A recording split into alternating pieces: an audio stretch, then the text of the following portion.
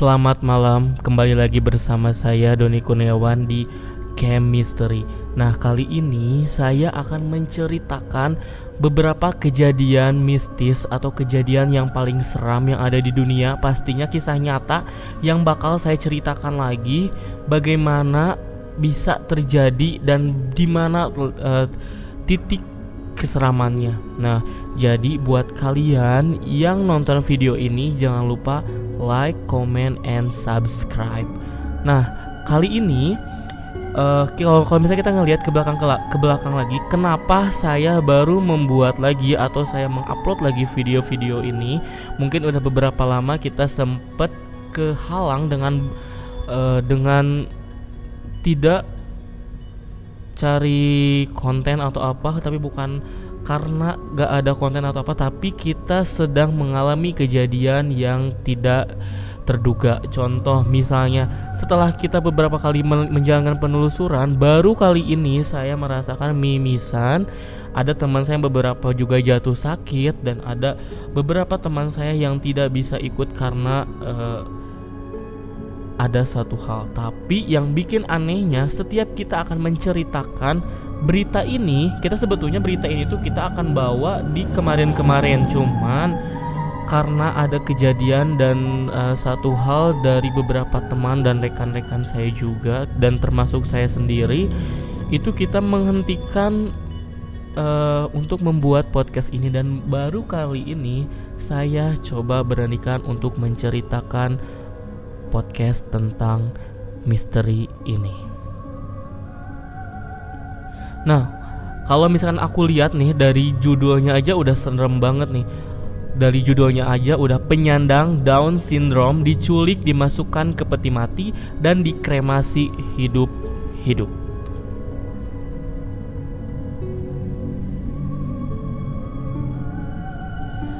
Kalau misalnya kita ngelihat dari ceritanya, dari judulnya aja udah seperti pembunuhan yang dilakukan oleh seseorang untuk mendapatkan suatu ataupun mungkin penukaran antara mayat dengan makhluk yang masih hidup. Nah, di sini ceritanya itu asli atau real dari Beijing, China. Seorang pria penyandang Down syndrome di China diculik, dimasukkan peti mati, dan dikremasi hidup-hidup dalam kasus 2017. Kalau misalnya kita lihat dari tahunnya sih, ini masih udah masuk tahun-tahun milenial ya. Jadi udah masuk ke tahun 2000. Berarti boleh dibilang baru. Si pembunuh hanya diidentifikasi bermarga Huang, menculik Lin Xiaoren sehingga bisa dijual ke keluarga kaya demi mengakali aturan pemerintah. Ada yang paham dari sini? Kalau aku sih masih belum paham ya, kalau dari ceritanya kenapa si Huang ini bisa menculik Lin Xiaoren terus dijual. Kalau dari judulnya sih benar-benar gak masuk akalnya. Kalau ini diculik lalu ditukar, tapi kenapa di sini diculik terus dijual demi mengakali aturan pemerintah? Emang pemerintah di sana kayak gitu? Tahu deh. Cerita ini dari berita South China Morning Post. Huang disewa oleh keluarga kaya di Lufeng, provinsi Guangdong. Kalau misalkan kita lihat dari berdasarkan laporan kasus di Pengadilan Tinggi Rakyat Guangdong, Huang disewa karena keluarga tidak ingin mengkremasi kerabat mereka. Jadi si Huang ini adalah boleh dibilang orang kaya yang gak mau mayatnya ini dikremasi. Jadi otomatis harus ditukar dengan manusia yang masih hidup, terus ditukar. Gimana ceritanya sih ya, pokoknya nanti kita lihat ke sini. Semua berawal ketika pria yang juga bermarga Huang meninggal karena penyakit kanker pada Februari 2007. Jadi si keluarga Huang ini, yang orang kaya ini, meninggal karena penyakit kanker nih di bulan Februari tahun 2017. Nah bener kan, emang bener-bener kejadiannya itu pas tahun 2017, di awal tahun 2017. Nah dalam wasiatnya dikutip dari The Sun, itu Huang menginginkan agar jenazahnya dikubur, tidak dikremasi. Kalau misalkan yang namanya wasiat mungkin harus dijalani, tapi menurut aku kalau misalkan yang namanya wasiat pengennya dikubur ya dikubur aja lah, ngapain harus ditukar-tukar sama yang masih hidup. Emang kalian mau kayak gitu? Kalau misalkan maunya dikubur ya dikubur aja, kalau misalkan maunya dikremasi ya dikremasi aja. Terus apa hubungannya dengan penukaran mayat? Oke. Nah di sini Lin Xiaoren, penyandang Down syndrome, diculik pada 1 Maret ketika tengah memunguti sampah di jalanan. Oh jadi si Lin Xiaoren ini bener-bener kayak udah penyandang Down syndrome, terus juga kayak orang yang boleh dibilang dari keluarga yang tidak mampu mungkin ya, tapi diculiknya pada 1 Maret dan ini meninggal pada Februari 2017. Nah di sini si Huang ini meninggal Februari 2017 ini, entah di awal bulan ataupun di akhir bulan, kita nggak tahu ya. Tapi si Lin Xiaoren atau yang si penyandang cacat yang manusia yang masih hidup terus ditukar itu mayatnya, itu diculiknya pada 1 Maret ketika tengah memunguti sampah. Gila gak sih? Dia cuma memunguti sampah, nggak salah apa-apa. Mungkin karena punya penyakit Down syndrome aja diculik gitu aja. Gila.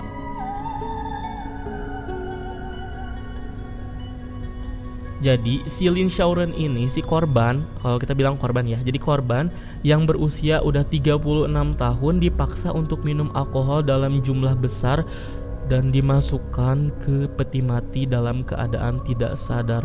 Oh jadi gini nih, jadi si korban yang namanya Lin Xiaoren ini dipaksa untuk minum alkohol dulu. Jadi dia nggak langsung diculik gitu guys, jadi dia diajak untuk minum alkohol tapi dengan jumlah yang besar. Terus dia masih hidup, mungkin masih kelayangan atau apa, langsung dimasukin ke dalam peti mati karena dia keadaannya tidak sadar, atau boleh dibilang belum meninggal ya, tapi masih pingsan. Nah di sini yang menurut aku jadi oke, berarti ini benar-benar proses pembunuhan, karena ya orang-orang kalau misalkan sekarang orang yang punya penyakit Down syndrome dipaksa buat minum minuman alkohol dengan jumlah besar. Gila gak sih? Kalau misalkan orang normal aja dengan jumlah besar udah kayak kelayangan, apalagi yang punya penyakit Down syndrome. Otaknya di mana? Wah, gila nih, aku baca di sini lagi. Ternyata si Huang ini mengungkapkan kalau misalkan dia langsung memaku ke 4 sisi peti dan diserahkan ke keluarga. Oh, jadi gini. Jadi si Huang ini menyewa boleh dibilang semacam orang, menyewa orang. Jadi untuk membunuh si Lin Xiaoren ini atau si penyandang cacat ini, untuk dimasukkan ke dalam peti, dan itu tuh dalam keadaan masih sadar, setengah sadar, boleh bilang pingsan tapi masih bernafas. Terus dipaksa si peti matinya itu dipaku di 4 sisinya, terus diserahinlah ke keluarga Huang itu, keluarga yang tadi salah satu keluarganya yang meninggal dunia, boleh dibilang orang kaya.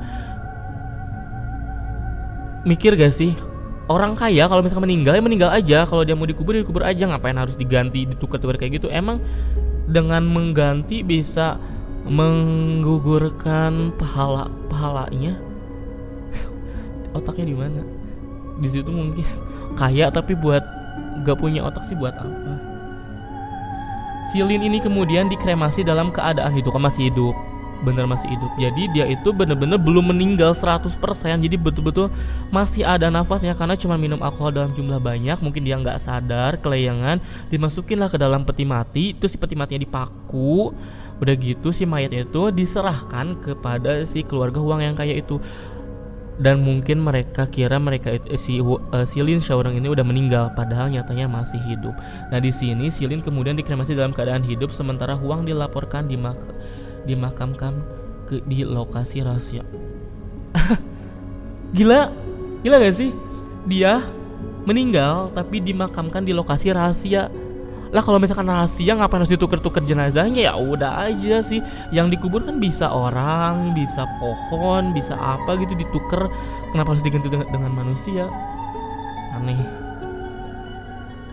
Nih di sini aku juga akan ceritain nih gimana skema jahat pemalsuan jenazah itu. Nah, kerabat Huang itu membayar si pembunuh 107.000 yuan atau mungkin di kita itu sekitar 239,3 juta. Ya lumayan sih untuk upaya jahat menipu pemerintah Cina. Ini ini kejahatannya bukan cuman untuk si Lin Xiaorong aja ya yang mempunyai Down syndrome, tapi kejahatannya pun menipu pemerintah China juga. Ini sih udah double sanksi gitu. Nah, sebanyak 90.000 yuan atau 201,3 juta masuk ke kantongnya Huang. Jadi ini tuh yang boleh dibilang kalau misalkan si Huang itu dari salah satu dari keluarga Huangnya itu, dia tuh mungkin dari salah satu keluarganya ikut juga untuk ngikuti pembunuhan ini. Jadi dia selain nyawa orang lain dan dari salah satu keluarganya ikut terlibat juga dalam penyekapan, pembunuhan, dan penggantian jenazah ini. Nah, sementara sisanya dibayarkan ke perantara bermarga Wen. Oh, jadi yang dia ngajak itu bermarganya Wen. Jadi kalau si Huang itu ada salah satu keluarga dari Huang dan itu yang ngajaknya itu bermarga Wen. Nah, si Lin Xiaorong yang atau yang dibilang yang Down syndrome itu dinyatakan hilang selama 2 tahun sebelum keluarganya tahu dia menjadi korban pembunuhan di 2019. Oh, jadi si Lin Xiaorong ini dia itu udah dibunuh di tahun 2017 di bulan Maret, dan itu kasusnya itu ditemukan pada tahun 2019. Gila gak sih itu 2 tahun baru ketahuan kalau si mayatnya itu ngehilang. Nah, selama 2 tahun atau misalkan kita bilang 1 tahun atau 1 bulan juga harusnya udah ketahuan dong mayatnya ada di mana, mayatnya seperti apa, atau enggak hilangnya karena apa. Itu bisa ketahuan. Ini gila 2019. Bukan cuman keluarganya aja yang ditipu, tapi pemerintah China juga ditipu oleh keluarganya si Huang ini. Nah, dari mana sih tahu ke keluarganya kalau misalnya si Lin Xiaorong ini ketahuan kalau misalkan dia itu dibunuh? Nah, itu diberitakan di Sohun News. Kasus tersebut terbongkar pada November 2019 setelah polisi memeriksa kamera pengawas. Mikir gak sih polisinya aja kenapa baru memeriksanya di bulan November 2019? Nah, selama 2017 Maret, April, Mei, Juni, Agustus, dan sampai Januari ke Desember lagi itu mereka kemana aja? Ini benar-benar kematian yang ngeri banget. Apalagi gila sih kalau menurut aku gini ya, awalnya kalau misalkan lu meninggal, orang kaya, lu pengen dikubur ya kubur aja, nggak usah diganti-ganti dengan mayat-mayat orang lain. Sekarang itu kan nggak bersalah tuh si Lin Xiaorong. Dia hanya memungut sampah, mungkin itu juga buat keluarganya. Terus juga apalagi dia Down syndrome. Gak masuk akal ditukarnya dengan yang seperti itu. Nah, dia kan ada keluarga Huang itu kan banyak ya. Kenapa nggak dari salah satu keluarganya aja sih yang dibunuh? Kenapa harus orang lain dengan bermarga yang beda dan dengan kondisi yang cacat?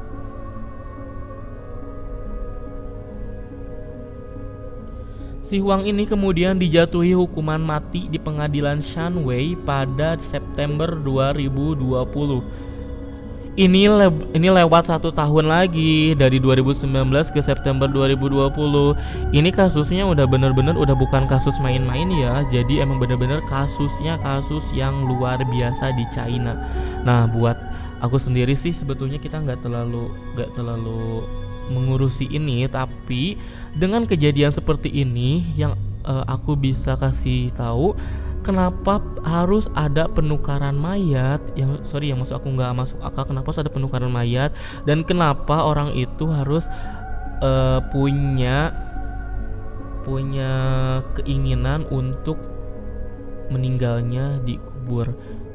Itu kan nyusahin banget. Kalau misalkan dia nggak boleh misalnya dia nggak boleh dikubur, harusnya dikremasi. Ya udah sih, kan yang namanya juga keinginan harus diwujudin dong, benar gak sih? Nggak bisa dong ngeganti-ganti dengan diganti dengan tubuh manusia yang masih hidup. Otaknya di mana?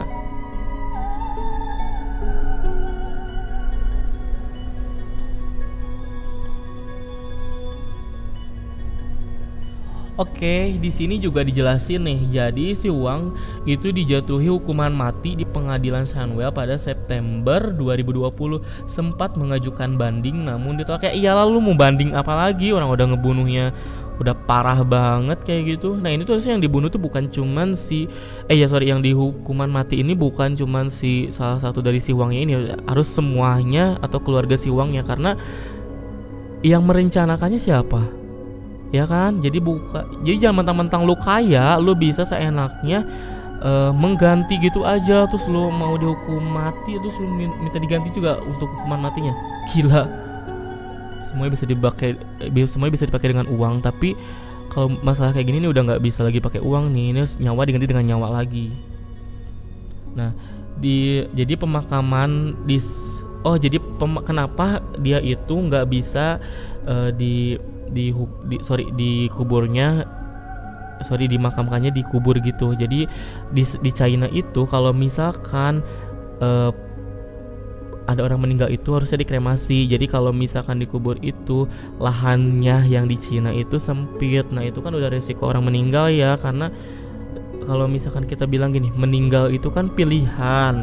Kalau misalnya kita ya dikubur aja, kalau misalnya dikremasi ya dikremasi aja. Kalau misalnya udah tradisinya dikremasi ya udah kremasi, jadi nggak usah ditukar ataupun diganti ataupun dengan cara membunuh. Ini bukan ya udah jadi meninggalnya satu orang jadi malah dua orang. Lu mau ngerepotin, lu nanti di akhirat mau dipintain apa di sana? Mau dua-duanya tuh ditanyain kayak gini, kan aneh gitu, mikir gak? Jadi di Cina itu emang bener-bener kalau misalnya ada meninggal itu diimbau menggunakan kremasi karena selain hemat dianggap lebih ramah lingkungan. Kayak lucu sih sebetulnya, tapi di sini aku sih sebetulnya masuk akal gini. Kalau misalkan yang aku tahu ya kan kita berbeda keyakinan gitu. Kalau misalkan ya mereka inginnya dikubur ya udah dikubur aja kan. Yang meninggalnya juga kan si Wang itu cuma ada satu kan, nggak sampai nggak semua keluarga Wang itu pengen dikubur semuanya gitu. Jadi kalau yang satu dikubur ya udah minta dikubur aja, nggak usah pengen diganti-ganti dengan mayat orang lain. Ini masih ngeri sih kejadiannya, dan ini juga yang sempet bikin aku kayak ngerasa kok aneh banget ya gitu. Dia kalau misalkan dari permintaannya pengen dikubur kan permintaannya cuma satu orang, terus yang ngikut ngebunuhnya beberapa orang, terus itu dibunuh lagi. Nah, nanti sisanya yang ngebunuh itu diapain? Dibakar juga, dikremasi juga atau dikubur. Kalau misalkan di permintaannya dikubur, oke, lahannya jadi tambah sempit, makanya bikin rumah jangan gede-gede, bikin rumahnya kecil. Walaupun orang kaya kan, itu orang kaya tuh kan bisa tuh bikin biasanya di halaman rumah tuh diadain kayak kuburan gitu kan, bisa kan, jadi nggak akan ngeganggu lahan-lahan orang lain juga. Oke, jadi ceritanya sih emang kayaknya ngegantung gitu. Tapi intinya gini, kalau misalkan intinya sih dari salah satu dari keluarga Wang itu udah ada yang dihukuman mati semuanya, berarti ya udah oke lah, itu setimpal dengan keluarga si Lin Xiaoren. Tapi masalahnya yang bikin kita nggak terima itu kenapa harus ada penukaran jenazah antara si Huang dari keluarga Huang ini dengan jenazahnya Lin Xiaoren, sedangkan si Lin Xiaoren ini bukan, ya istilahnya dendam nggak ada, dosa nggak ada, tiba-tiba main ditukar dengan jenazahnya dia. Kalaupun misalkan udah ditukar, terus keuntungannya apa? Ya ujung-ujungnya juga nguburin iya, ngekremasi juga iya, jadi 2 kali lipat dong. Nah, kalau misalkan si Lin Xiaoren ini udah dikremasi, dikremasi hidup-hidup, berarti otomatis si abunya dikemanain? Apakah didiamin aja? Kan nggak mungkin dong. Itu juga pasti ada prosesnya lagi untuk penguburan, untuk biar tenang juga jasadnya. Nah, si ini yang udah dikubur ini, kalaupun misalkan udah dikubur, terus jadi masalahnya apa gitu buat keluarganya? Ya udah tinggal dikubur aja, terus apalagi dengan proses penyembunyian atau secara rahasia, tetap aja kan kebongkar ujung-ujungnya. Lu mau yang namanya kuburan, ujung-ujungnya tuh bakal ada, ya misalnya mau dibikin ada batu nisannya lah, nggak mungkin udah dikubur didiemin gitu aja dong, bener kan? Nah, di sini gue cuma ngutip aja buat kalian yang kaya atau punya duit, jangan sampai melakukan hal-hal yang seperti itu karena bukan apa-apa, apalagi kalau sampai membunuh orang lain dengan menggantikan mayat lu sendiri, ataupun lu punya uang lu bisa membeli segalanya. Di sini lu bisa mikir gak sih kebahagiaannya orang lain itu dari mana? Nah, siapa tahu kan si Lin Shaoran ini adalah seseorang yang walaupun dia Down syndrome, dia bisa mencari nafkah sendiri, dia juga menafkahi beberapa keluarganya. Sekarang kalau misal lu bunuh, kebayang gak sih lu itu keluarganya makan dari mana? Udah Down syndrome, dibunuh juga, pemakamannya pun gak jelas, udah gitu keluarganya pun, ya namanya kita pikirnya gini ya, yang namanya orang miskin kalau misalkan buat membalas di persidangan manapun, kalau kita nggak punya uang, itu tetap aja kita tuh akan kalah dengan yang namanya uang. Apalagi lu orang kaya gitu kan, lu mungkin bisa aja dengan seenaknya mengganti makam kayak gitu. Tapi kalau menurut gua, kenapa sih nggak diganti dengan pohon, dengan ya misalnya peti mati kosong aja gitu, dibakar aja untuk menutupi jejak lu itu. Tapi jangan sampai mengganti dengan mayat seseorang. Nah, misalnya sisanya mau dikubur ya dikubur aja otomatis. Misalnya gini, kan kita takut nih dibully ada gini karena kita kan keluarga orang kaya, harus semuanya itu dikremasi gitu. Tapi kan yang namanya permintaan seseorang sebelum meninggal itu adalah hal yang pasti akan ada aja permintaan-permintaan yang aneh-aneh. Itu bisa diturutin ya silahkan selama kalian mampu. Kalau misalnya kalian nggak mampu untuk menurutinnya, ya udah seadanya aja. Bisa dengan mengakalinya, tapi dengan pemikiran yang sehat, bukan dengan cara yang bodoh seperti itu. Itu udah ada keluarga yang meninggal terus dia membunuh orang lain, itu udah lewat batas dari kenormalan manusia. Nah, di sini gue sendiri sorry nih ya, mohon maaf nih kalau misalkan ada kayak tersinggung ataupun ada kata-kata yang misalkan kalian dari keluarganya yang kejadian seperti ini juga gitu kan, ya gue sih minta maaf ya, bukan berarti gue harus membandingkan ini, karena di sini tuh nggak terimanya bukan karena hal uangnya itu yang bisa menggantikan, tapi di sini itu keadaan si Lin Shaoran atau sebagai korban yang gimana nasibnya dia udah Down syndrome, dibunuh secara paksa juga kan, bisa lu ya bisa kan ke rumah sakit lihat ada orang yang meninggal atau apa gitu kan, bisa gak sih ditukar kan, ngomong baik-baik kayak gitu. Jadi jangan sampai kayak membunuh orang itu jadi bukan masuk pahala, bukan masuk surga kali ya, itu yang dari keluarga uangnya juga udah masuk neraka, ngebunuh juga makin berkali-kali lipat, tuh mau neraka sebelah mana lagi nih kalau misalkan udah kejadiannya kayak gini. Jadi buat kalian semuanya, mohon maaf nih kalau ada cerita-ceritanya yang agak salah-salah kata ataupun apa, dan kita bakalan terus kasih beberapa seperti kayak gini nih, kayak cerita-cerita misteri yang mungkin mau kita upload atau mau kita tayangin di video-video selanjutnya. Jadi buat kalian tetap jangan lupa like, comment, and subscribe video dan channel YouTube Chemistry. Dukung terus kita biar kita bisa membuat video-video yang bagus lagi, yang lebih seram lagi, biar kalian juga enjoy untuk menikmatinya. Nah, saya di sini Doni minta maaf kalau misalkan ada salah-salah kata. Sekian dan selamat malam. Dadah.